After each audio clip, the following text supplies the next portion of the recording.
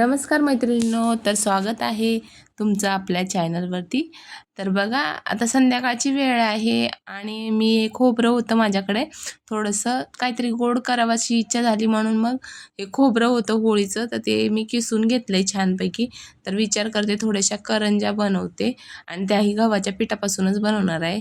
आणि बघा मी कशा बनवते आणि छान चवीला खूप छान लागतात आणि चव तर खूप छान आहे, म्हणजे मुलांना आणि सगळ्यांना आवडेल अशी चव असते याची. आणि सगळा स्वयंपाक बनवून घ्यायला तो नाही शेअर करत आहे, पण डाळीची फोडणी जरा वेगळी म्हणजे तिखट डाळ बनवायचा विचार केला, कारण प्रत्येक दिवशी भाजी काय करायची हा विचार असतो. तर त्यासाठी बघा मी मूग आणि तुरीची डाळ आहे ती शिजवून घेतलेली आहे. मसूर आणि तुरीची डाळ आहे ती शिजवून घेतली आणि त्याच्यामध्ये हळद आणि मीठ टाकून ही छान विस्क केलं आहे त्याने, मिक्स करून घेतली छान. आणि एका पातेल्यामध्ये तेल टाकून घेतलं आहे. त्यानंतर आपल्याला टाकायच्यात मोहऱ्या टाकायच्या. मोहऱ्यानंतर जिरे टाकायचे आणि नंतरच्याला आपल्याला जो कांदा आहे ना, तो छान परतून घ्यायचा. डाळ खूप छान लागते आणि जरा पातळसर बनवते मी, त्यामुळं मग आम्हाला तर आवडते. तर नक्की एकदा ट्राय करा, जर तुम्हाला आवडली तर बघा आणि कमेंटमध्ये सांगा. तर बघा असं छान जो आपला कांदा असतो ना, छान असा भाजून घ्यायचा आणि कांदा भाजून घेतल्याच्या नंतर आपल्याला अद्रक लसूणची पेस्ट टाकायची याच्यामध्ये आणि छान हॉटेलसारखा डाळ तडका बनवतो ना त्याप्रमाणेच होते. तुम्ही डायरेक्टही कुकरमध्ये देऊ शकता अशीच फोडणी. त्यानंतर छान असे टोमॅटो टाकायचे एकदम लालसर, त्याने की आंबटपणा येईल. आणि छान टोमॅटो टाकल्यानंतर त्यावरती थोडंसं मीठ टाकायचं आणि आपण डाळीमध्ये ऑलरेडी अगोदरच मीठ टाकून घेतलं आहे. थोडेसे टोमॅटो आपले मॅश झाल्यानंतर लाल तिखट टाकून घ्यायचं. तुम्ही काश्मीरी लाल मिरची टाकू शकता.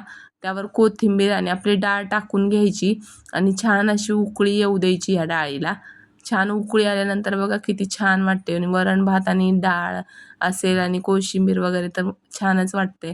आणि छान आपली कोथिंबीर टाकून घ्यायची. मस्त अशी डाळ तयार आहे. आणि जे खोबऱ्याचा किस मी किसून घेतला होता बारीक, तुम्ही मिक्सरला तुकडे करूनही लावू शकता, पण ते खूपच बारीक होतं म्हणून मग मी किसूनच घेतला आहे. छान असा अर्धा चमचा तूप टाकून घेतलं कढईमध्ये आणि त्यावरती आपल्याला टाकायचा हा खोबऱ्याचा किस आणि खोबऱ्याचा किस आपल्याला छान असा भाजून घ्यायचा आहे. छान भाजून घ्यायचा, जास्त पण नाही, पण व्यवस्थित भाजून घ्यायचा, जेणेकरून याच्यात ते पाणी असतं ना थोडासा अंश कमी होईल आणि याला पाणी सुटणार नाही गूळ टाकल्यानंतर. छान भाजून घेतल्याच्या नंतर आपल्याला यामध्ये गूळ टाकून घ्यायचा.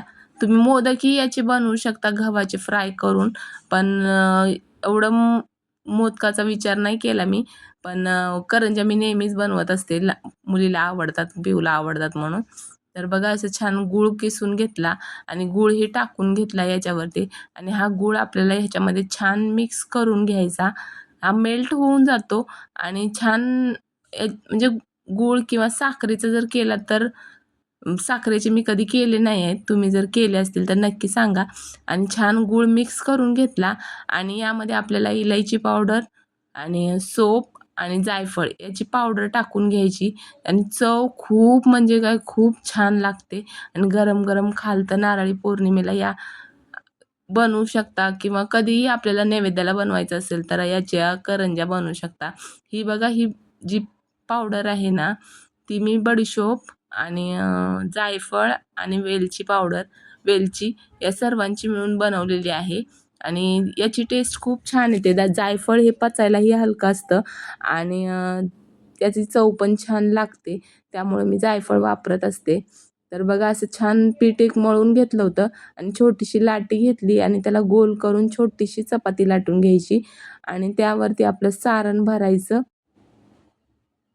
सारण भरून दोन्ही कडा ज्या असतात ना, व्यवस्थित आपण जशी दिवाळीला करंजी बनवतो तशीच बनवून घ्यायची, पण हे डीप फ्राय करून घ्यायची आणि कानोल्यासारखी करू शकता किंवा गोल पण बनवू शकता.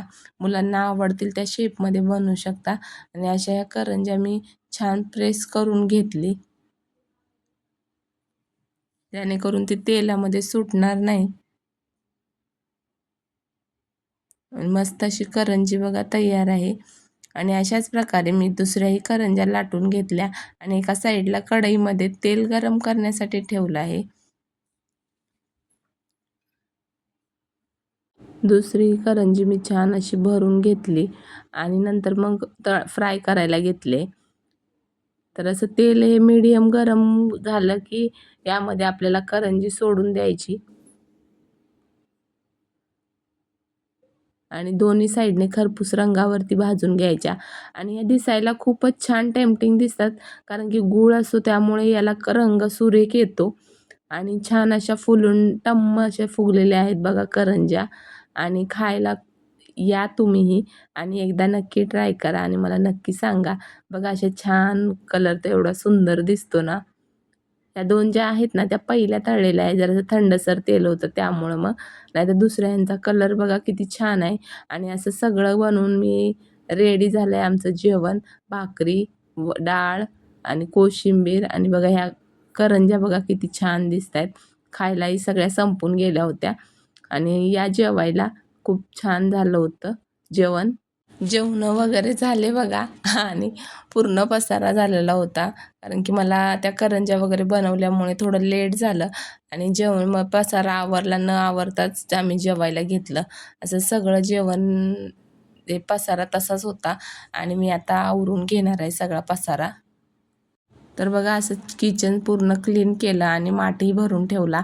आणि उन्हाळ्यामध्येही तुम्ही नवीन माठ आणला की नाही ते सांगायला विसरू नका. व्हिडिओ आवडला तर लाईक करा, शेअर करा आणि सबस्क्राईब करा. धन्यवाद.